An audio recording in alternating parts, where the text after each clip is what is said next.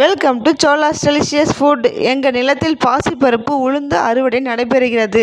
அறுவடை மிகவும் எளிமையாக செய்யலாம். எப்படி என்றால், உடனடி களை அழியும் களைக்கொல்லி மருந்து அடித்து ஒன்டே வெயிட் பண்ண களை இறந்துவிடும்.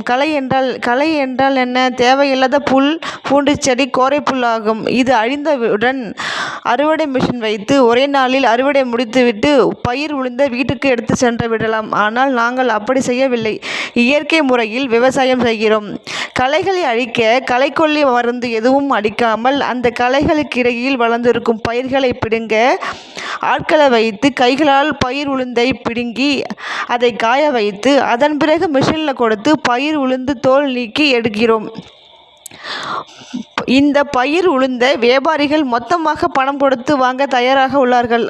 ஆனால் பார்த்து இயற்கையாக வளர்த்த பயிர் உளுந்தை அந்த வியாபாரிகள் மற்ற பூச்சிக்கொல்லி பயிர் உளுந்து மூட்டைகளும் ஒன்றாக கலந்து விடுவார்கள்.